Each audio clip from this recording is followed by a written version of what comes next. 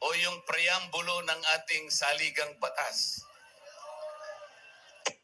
Ito po ang kauna-unahan, ito ang pambungad, ito yung panimula. Kung tawagin natin sa English ay preamble. Ito po ang sama-samang isinulat ng bawat isang Pilipino noong ang ating saligang batas ay ating pinagtibay. Babasahin ko po. Kami, ang nakapangyayaring sambayanang Pilipino na humihingi ng tulong sa makapangyarihang Diyos upang bumuo ng isang makatarungan at makataong lipunan at magtatag ng isang pamahalaan nakakatawan sa aming mga mithiin at mga lunggatin. Magtataguyod ng kabutihan sa bawat isa, mangangalaga at magpapaunlad ng aming kamanahan at titiyak para sa aming sarili at sa angkanang susunod ng mga biyaya ng kalayaan at demokrasya sa ilalim ng pananaig ng batas at ng pamahalaang puspos ng katotohanan, katarungan, kalayaan, pag-ibig, pagkakapantay-pantay at kapayapaan ay naglalagda at naghahayag ng konstitusyong ito. Mga kababayan, ito po ang batayan kung bakit nandito tayo ngayon. Nais nating ipaalala sa pamahalaan ang ating mga layunin, ang ating mga adhikain, ang ating mga pangarap para sa ating sarili at sa susunod na saling lahi, at ang ating pangarap sa ating pinakamamahal na bansa. Ito po ang aking paninindigan at alam ko ito ang ating pinagkaisang paninindigan ngayong gabi.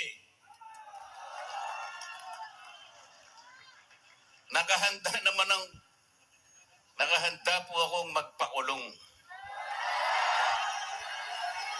Kung kinakailangang maaresto po ako, wala pong problema.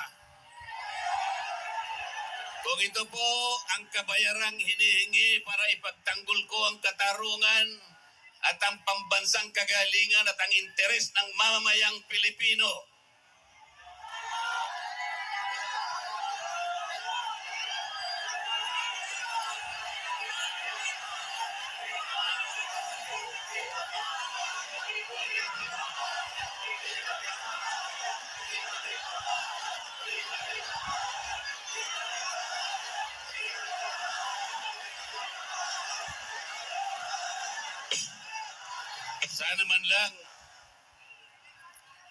sana man lang may ninakaw ako. Sana man lang kasama ko sa mga mandarambong. Mga nabanggit na yung mga pangalan nila. Ang isa ay si Martin Romualdez. Ang pinagdalhan ng mali-malitang pera.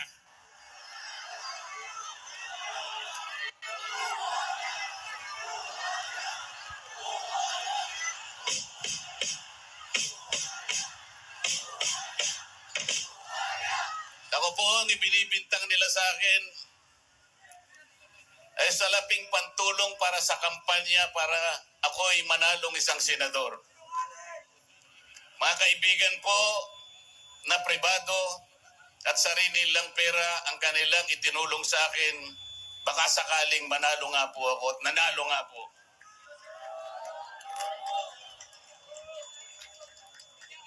Hindi ko na po ipaliliwanag ang technicality kung paano nila inimbento ang isang gawa-gawang asunto laban sa akin. Tingnan po ninyo kung sino pa yung nagtatanggol at tumutulong para sa ganon, matukoy natin kung sino ang may kagagawan ng pinakamalawak, pinakagarapal na pandarambong sa kabambayan. Eh siya pa ang inaasunto at siya pa ang pinagbabalakang arestuhin. Hindi ba katungkulan ng ombudsman ang sila ang humanap, umusig at parusahan ang lahat ng may kagagawan nito? Bakit ang ombudsman ang nagagalit sa akin? Hindi ba dapat tulungan pa nila ako? Sapagkat iisa ang layunin namin. Ginawa po nilang politika ang lahat ng ito.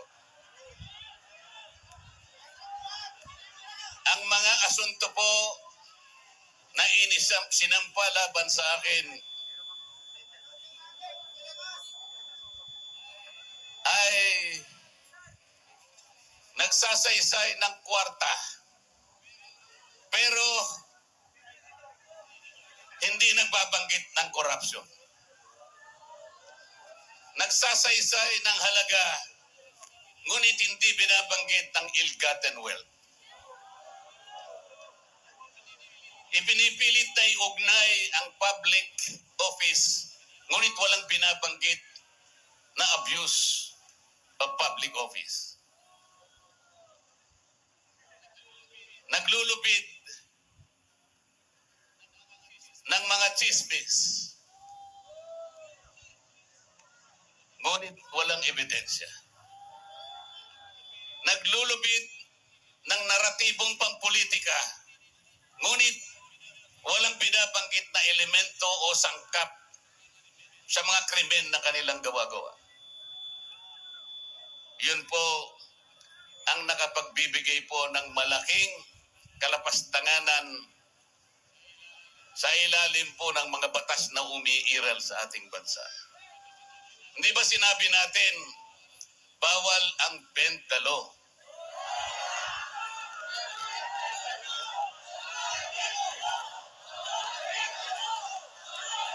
Ayun. Don't bend the law.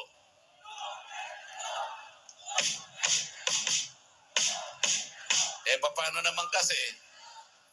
Isa naman kasama ko doon sa bulwagan sa Senado, bigla na lang nagsalita. Sometimes you have to bend the law to be able to please the people.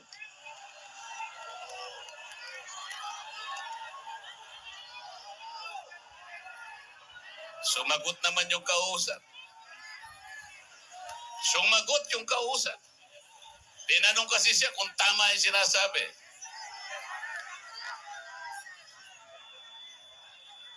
Ang sabi niya, yes sir.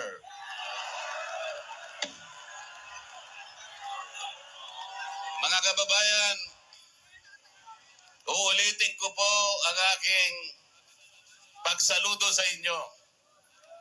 Ang aking paggalang, ang aking pagpapasalamat sa ipinakita ninyong pagsuporta at pagmamahal sa akin at sa mga bagay na ipinaglalaban nating lahat. Ang katarungan, ang katotohanan, ang pananagutan at ang katarungan. Huwag po tayong maghiwa-hiwalay. Ang sabi nga natin, we are one. We are one. We are one. Maraming salamat po sa inyong lahat.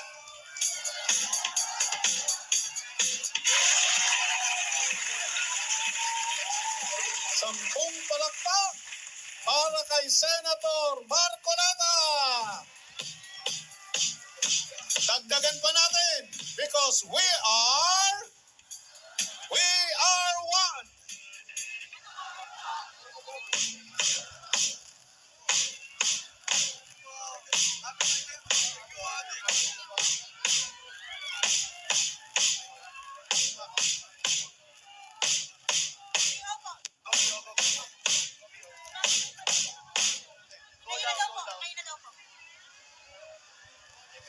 Maraming salamat po, Senator Rodante Marcoleta.